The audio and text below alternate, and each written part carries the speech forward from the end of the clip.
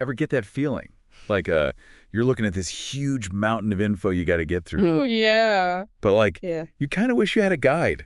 Someone to help you get to the top. Totally. Someone to like blaze the trail. Yeah, exactly. And that's kind of what we're doing here, right? Today we're going deep into the history of Polybius the Megalopolitan. Right. But, and here's the twist, we're looking at it through the eyes of 17th century England, through all these different translations they had. Oh, that's cool. Yeah. And we've got a whole bunch of editions here, 1614, 1633, Wow. 1634. We even got 1693 and 1698. So we're talking like almost a century's worth of how they understood this one historical account. Exactly. It's like seeing how Polybius was interpreted and then reinterpreted. Yeah. Over and over. That's a really neat way to look at it, because you're right. It's not just Polybius's take on things. Right. It's like a window into how different generations thought about these events. I like that. And get this, some of these editions, they have dedications to major figures. Oh, really? Yeah, like William Lord Craven. Shows you how seriously they took Polybius's ideas about war and politics back then. That's wild. They were reading this stuff like it was a playbook or something. Pretty much. Okay, so our mission, and I think you're already with me on this one, is to, well, unearth the big stuff. Okay. The military and political wisdom Polybius is trying to lay down. Uh-huh. But seen through all these different 17th century lenses, right? We're looking for the surprises, the stuff that makes you go, aha, now it all makes sense. The connections between their world and ours. Bingo, you got it. Okay. So, let's get started. Sounds Why good. don't we jump right into those early military clashes? Right into the thick of it. Okay, so the first thing Polybius really dives into, and of course these English translations follow suit, Yeah? is the First Punic War. And what's striking right off the bat is how quickly Rome built up its navy. It's kind of mind-blowing, isn't it? You have Yeah. this power, they're all about land warfare. Suddenly they have to go head-to-head with Carthage, which was, I mean, the big kahuna of naval power in the Mediterranean. The top dog, no question. And the texts, they really hammer home how much work went into building a fleet. From scratch, basically. Yeah. It wasn't like they had a bunch of ships just lying around. Right. We're talking about galleys, those long, narrow warships rowed by, well, a whole lot of guys. Oh, yeah. Hundreds of oarsmen on those things. And just think about the logistics. Yeah. Getting all that timber, the manpower, the know-how to build these things, Huge undertaking. absolutely massive. And we can't forget about Sicily and all the water around it. That was strategically crucial. Absolutely. Whoever controlled that island, they had a serious advantage in those early parts of the war. For sure. And the different editions, they go into detail about the fighting, the back and forth for control of harbors, coastal spots, you name it. Yeah. It's amazing how this fight over one island, it ends up shipping the whole region. It's like a ripple effect, you know? Starts small, but... But the waves just keep going. Exactly. And it wasn't easy for either side. No, not at all. The texts don't sugarcoat anything. You've got sudden storms wiping out entire fleets. No. The nightmare of keeping armies supplied way out there. X the sea, no less. Right. And then there's this fascinating thing they talk about, taking land-based tactics and using them at sea. Oh, yeah, that's so interesting. At the Romans, they had these grappling hooks. And this thing, the Corvus, basically let them pull enemy ships close and then, bam!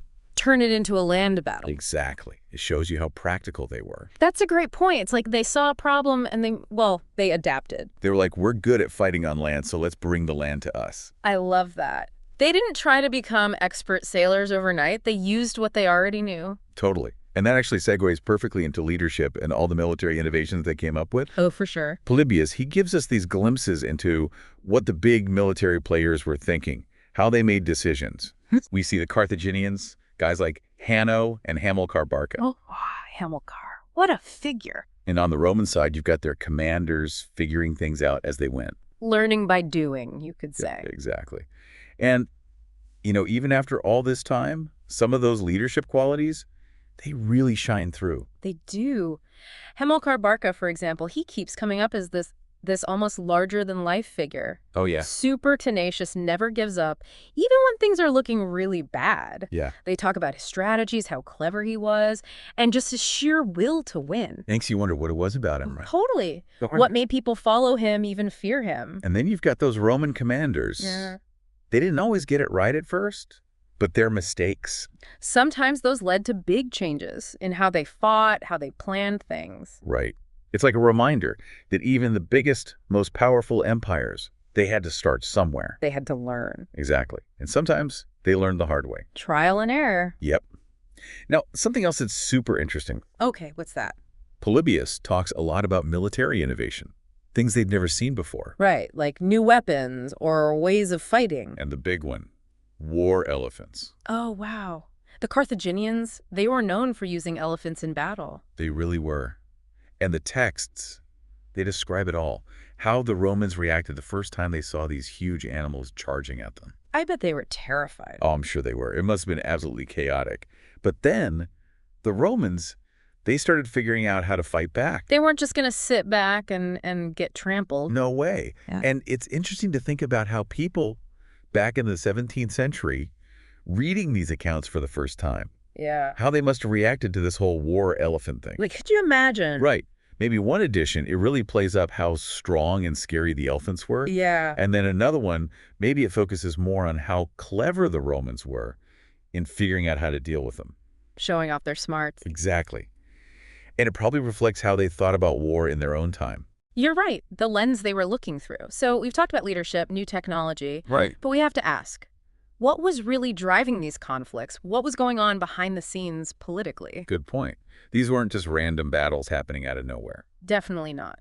There were deeper reasons why Rome and Carthage were clashing. Like, think about it. Okay. You have these arguments over territory, especially places like Sicily.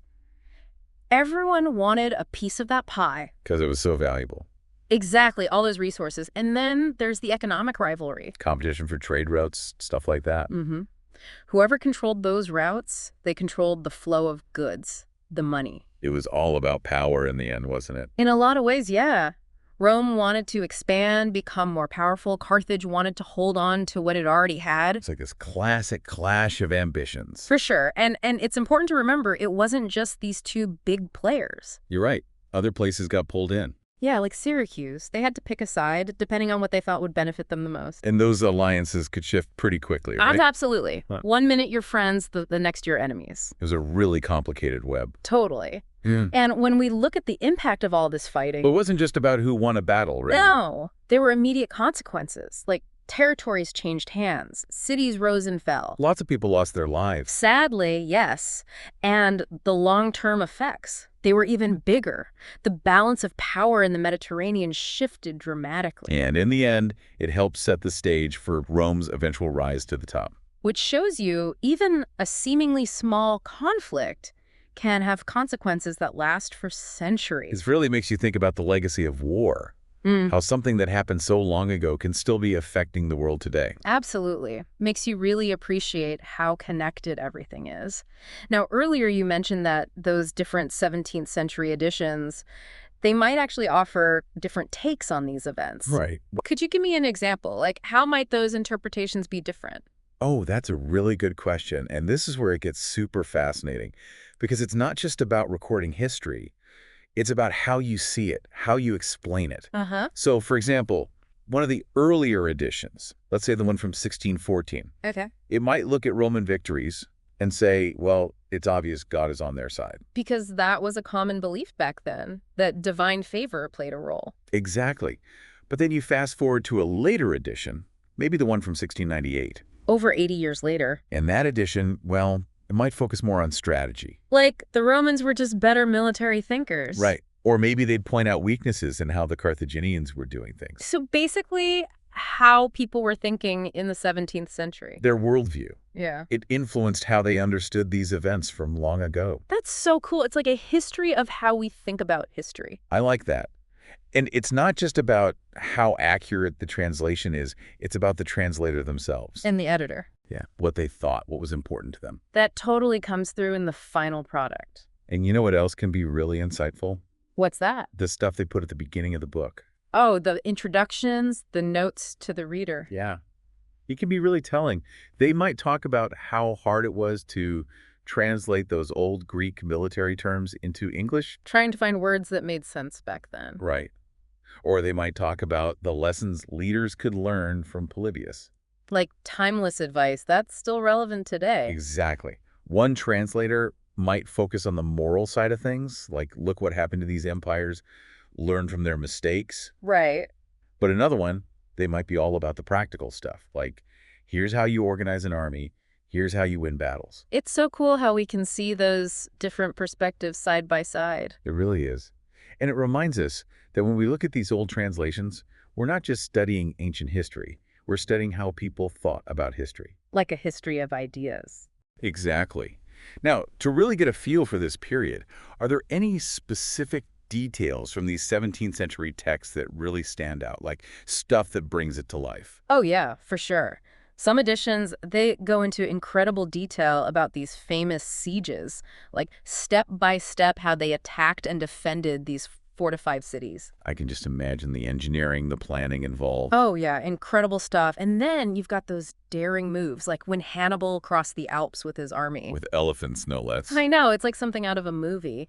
And they describe it with this real sense of awe, like they can't believe it happened. And those stories about individuals, they're always so powerful. Yeah, like that one Roman soldier holding the line against all odds. Hello. Or that Carthaginian general making a risky gamble that pays off. Those stories, they make history feel real, don't they? Absolutely. It reminds you that these huge events, they were driven by real people with their own hopes and fears. Exactly. And, some of these editions, they even have visual aids. Like maps, diagrams, stuff like that. Yeah. There's this one, the 1698 edition, it's a map of ancient Sicily. And it's amazing. You can see where the armies moved, where the battles were fought. It just brings it all to life. And it helps you understand why certain locations were so important strategically. Right. And then throughout the texts, you get these little nuggets of information. They might give estimates of how many soldiers were involved. Oh, wow. Or descriptions of the casualties. Though, we have to take those with a grain of salt. Because it was so long ago, and record keeping wasn't always perfect. Exactly. Yeah. But still, it gives you a sense of the scale of these wars, just how massive and brutal they were. It's a powerful reminder of the cost of conflict. It really is. So, as we wrap things up here, taking a look back at all these 17th century perspectives on Polybius. Okay. What do you think are some of the big takeaways? The things that are still relevant today? That's a good question. I think one of the most important things we can learn is that studying history, really digging into these accounts, it helps us understand what drives conflict, both in the military sense and the political sense. Because even though it was written so long ago, Thousands of years ago, in fact. the core ideas, they still hold true. Absolutely. Polybius, even seen through the eyes of those 17th century translators. Right. He gives us these timeless insights about leadership, the impact of new technology, the ambitions that make nations go to war. It's like the specifics might change, but the underlying patterns, they stay the same. Exactly. We see the same challenges over and over. Like, how do you adapt to new ways of fighting? How do you find effective leaders, especially in times of crisis? And what are the long-term consequences of all this fighting? It makes you realize that we're not that different from those people who lived thousands of years ago. We face similar problems, make similar decisions. And it's fascinating how those different 17th century editions, they highlight different things. Right. They offer different interpretations, different ways of seeing the same events. Which shows how we're constantly reevaluating the past, trying to find meaning in it. Exactly. So as you've been listening to us talk about Polybius and how he was understood centuries ago, think about this.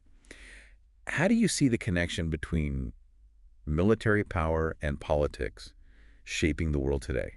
Are those forces still at play? And when we see those different interpretations from the 17th century, what does that tell us about how we understand history today? It makes you really think, doesn't it? It definitely does. Food for thought. Absolutely. And if this conversation has sparked your curiosity, Which we hope it has. I definitely encourage you to explore those historical sources for yourselves. There's so much out there waiting to be discovered. Couldn't agree more.